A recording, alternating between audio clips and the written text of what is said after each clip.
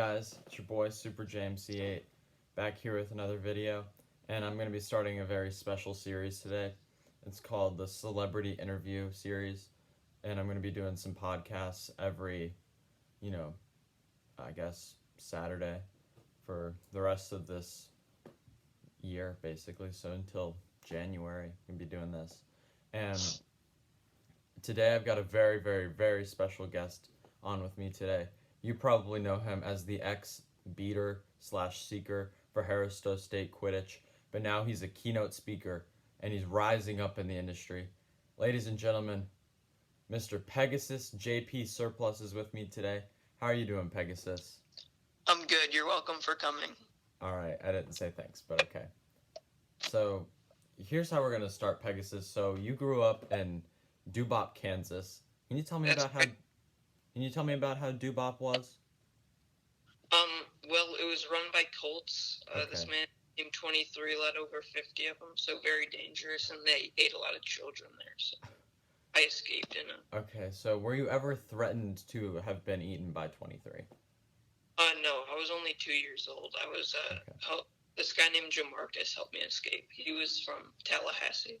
Okay. And where did you escape to? I moved to Guatemala, Okay. where I worked until the age of 14, and then I moved to Provo, Utah. Okay, and why did you move to Provo? I heard it has great nightlife. Oh, I heard it has the best nightlife in America. Got voted by the USA Today. All right, so... So then in Provo, you got very into Quidditch during high school, I hear, and you got a full scholarship to Harrow State. Is that true? Yeah, I wanted to go to University of Texas, but my grades weren't there. Okay. So I went to Harrow State and got them nationally ranked. We won a national championship there. I mean, you are often considered to be the best keeper/seeker in all of, American collegiate Quidditch history. So yeah, either me or Bob Barker, but we're the two best players in America. Yeah. So I'm gonna ask you a question that's been just biting at every American college Quidditch fan since you played. Why didn't you go pro? Well, I did, and I blew up my ankle, and then New York City cut me. Okay. So I guess you just didn't live up to the hype. Yeah, people were very disappointed. I got a lot of letters saying how bad I was and how I let everyone down. That's just horrible, all the people just saying all that mean stuff to you, Pegasus, Yeah, it was pretty bad. There's no place for that in America. No. So, you are now a keynote speaker. Can you share with us some of your presentations? Well, I've done a lot of presentations, including like the founding of Dubop. Wow. How that, the story of my life, child consumption across America, cats and dogs, comparing those. All right. So can I hear about child consumption in America? Like, can I hear about the statistics? Oh yeah, like over the past decade, over like 2,000 children have been eaten. How many of those were in Dubop? 6%. Okay, that's a lot. Wow. Yeah. That is insane that Dubop has had that crime, Cause... Yeah, 23 once said that, and he said, and I quote, "I will bring my son Eli for snack time." That's how bad it was. He was just bringing his children for snack time. He was eating his children for a snack. Wow. For snack bowls. Wow. That's horrible. Yeah. Bad. So I hear that you're rising up in the keynote speaking industry. So can you tell me about all the hardships that you face in this industry? Like, it's a growing industry out there. All the presentations. People due to my past, but more and more people come to my presentations at the Dubop Auditorium. So, how many does that auditorium seat? It seats 50 people. That's a lot. Yeah, and it's usually about like halfway full, so that's pretty good. That's 25 people. Good. Yep. Wow. Have you ever been invited to speak at grade schools?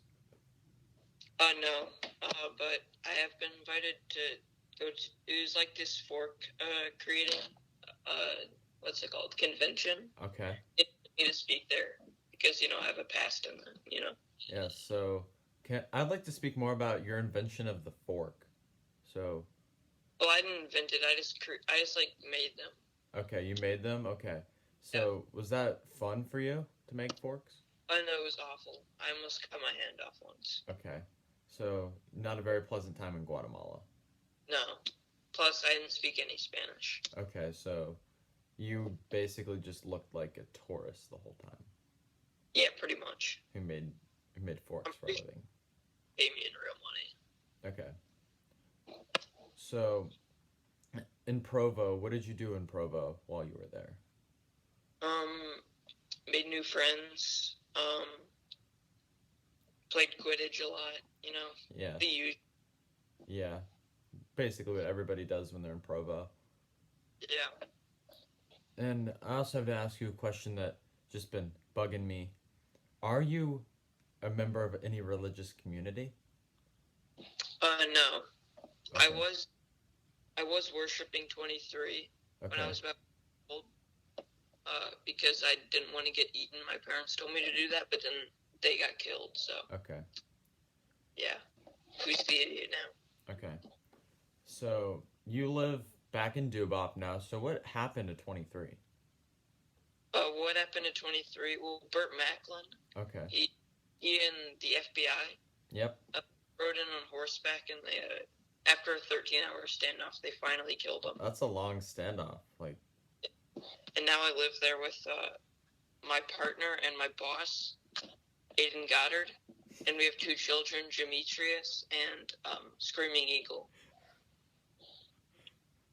so how long have you been? Are you married to Aidan Goddard? Yes. And how long have you been married? About 6 years and 3 months. Okay. So Actually, no, get back. I think it's been 1 year and 3 months. okay. I'm bad with numbers. And then how old are your children, Demetrius and Screaming Eagle? Screaming Eagle is 8.5, and Demetrius is 4 3/4. Okay. 4 3/4. Okay. So you live in Dubop full time now. No Provo, Yeah. no anything. Because rent is really cheap because no one wants to live there, so it's like $20 a month. Okay, so how close is Dubop to say Wichita? It's about 400 paces. Okay, 400 paces. That's far. Yeah. So what does Aidan Goddard do for work? He owns the Keynote speaking company. Okay. So you work That's for where- him. Yeah, I work for him, but he's also my husband. Okay. I mean, Your partner. yeah. And so Dubop is it a rising economy? Like, are people moving there? Or are people moving away?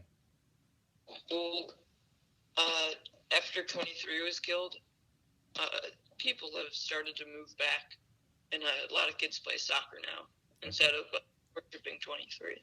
Okay. So are you kind of like an idol for the people of Dubop? Like, are they No. all like, this is the ex-Quidditch player for Harris-Stowe State, who's one of the greatest of all time.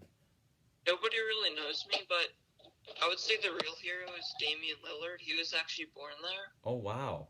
Wow. He just came back, and he played a bunch of kids on 1-on-1. So there's a lot of Portland Trailblazers fans there. Yeah, there's a lot of Trailblazers fans. Okay.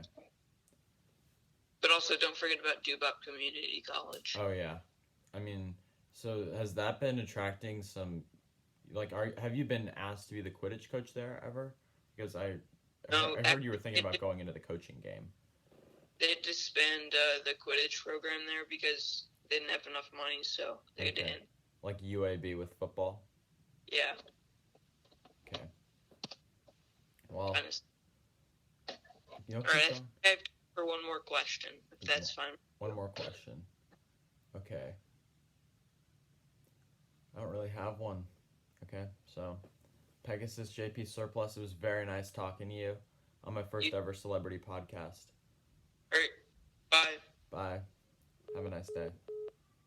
All right, guys, that was my Q&A with Pegasus JP Surplus, of course, celebrity Quidditch player turned keynote speaker. So, signing off for now. Have a good day. Don't forget to subscribe and click the bell button so you get notifications when I get a new video. All right. Bye.